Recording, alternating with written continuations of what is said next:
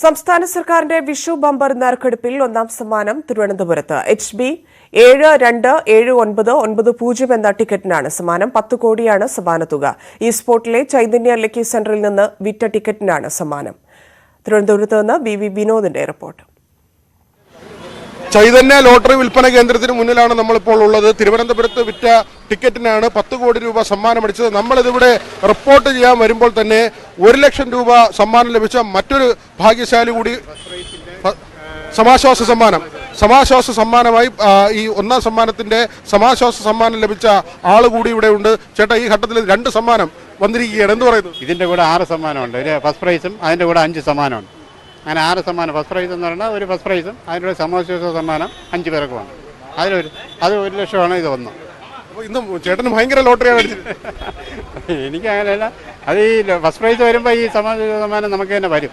നമ്മളത് അങ്ങനെയാണ് ഓഫീസിൽ നിന്ന് എടുക്കുന്നത്. എടുക്കുമ്പോൾ 10 കോടി രൂപ അടിച്ചത് ആർക്കാണെന്ന് അറിയാം. ഇത് ആരാണ് എടുത്തത്? അത് ഇവിടെ നിന്നൊരു ഈ കൊച്ചു കൊണ്ടുകിടന്ന് കച്ചവടം ചെയ്യുന്ന പാർട്ടിയാണ് എടുത്തത്. അയാളെ അതുവരെ കണ്ടിട്ടില്ല, അയാൾ വന്നിട്ടില്ല.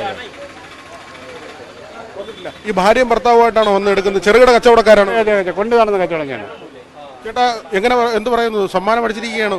എത്ര രൂപ ചെലവായതിനു ശേഷമാണ് ഇത് കിട്ടുന്നത്. എത്രയും രൂപ. പക്ഷെ ഇത് സാധാരണക്കാർക്ക് ലോട്ടറി അടിക്കുന്നില്ലെന്നുള്ളതാണ് ചില ആക്ഷേപങ്ങൾ വരുന്നത്. പക്ഷെ ഇന്നിപ്പോ ഒന്നാം സമ്മാനം ഇവിടെ, സമാശ്വാസ സമ്മാനം ഇവിടെ, അദ്ദേഹം പറയുന്നത് മറ്റ് 6 സമ്മാനങ്ങൾ കൂടെ വന്നിട്ടുണ്ടെന്നാണ്.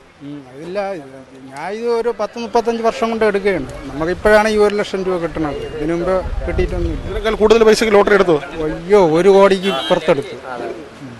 എന്തായാലും ഇപ്പൊ സന്തോഷമായി. ചെറിയൊരു സന്തോഷമുണ്ട്. ചേട്ടൻ്റെ പേര്? ജയകുമാർ. സ്ഥലം എവിടെയാണ്? കണ്ണമ്മൂല. ചേട്ടാ, ഇത് മറ്റുള്ളവർ സ്ഥിരമായിട്ട് ഈ ഒന്നാം സമ്മാനം എടുത്ത് ആ ടിക്കറ്റ് വിൽക്കുന്നവർ ഇവിടെ സ്ഥിരമായി വന്ന് ടിക്കറ്റ് എടുക്കാറുണ്ട്? നമ്മളെ സ്ഥിരമായിട്ട് ടിക്കറ്റ് എടുക്കുന്നവരാണ്. ഈ കച്ചവടക്കാരന് നമ്മളെ സ്ഥിരമായിട്ട് മെമ്പർ എടുത്ത് കച്ചവടം ചെയ്യണം. ഡെയിലി വന്ന് 2-3 ബുക്ക് എടുത്ത് വിൽക്കുന്ന പാർട്ടിയാണ്. ഇത് ആർക്കാണെന്നുള്ളത് നമുക്ക് തിരിച്ചറിയാൻ കഴിഞ്ഞിട്ടുണ്ട്? ഇല്ല, അറിയാൻ കഴിയില്ല. ഇപ്പോൾ ചേട്ടൻ എന്ത് തോന്നുന്നു ഇപ്പോൾ ഇത്രയും സമ്മാനം? വളരെ സന്തോഷം. പിന്നെ നമുക്ക് കാണൂലേ, നമ്മളെ കടയിൽ ഒരു ഫസ്റ്റ് പ്രൈസ് അടിക്കണമെന്ന് പറഞ്ഞാൽ ഇതൊക്കെ വളരെ അപൂർവമായിട്ട് കിട്ടണം. നമുക്കും സന്തോഷം. ഈ 10 കോടിയുടെ സമ്മാനം ലഭിച്ചത് ആരാണെന്ന് ഇതുവരെയും കണ്ടെത്താൻ കഴിഞ്ഞിട്ടില്ല. വലിയ തുറയിലുള്ള ചെറുകിട കച്ചവടക്കാരാണ്.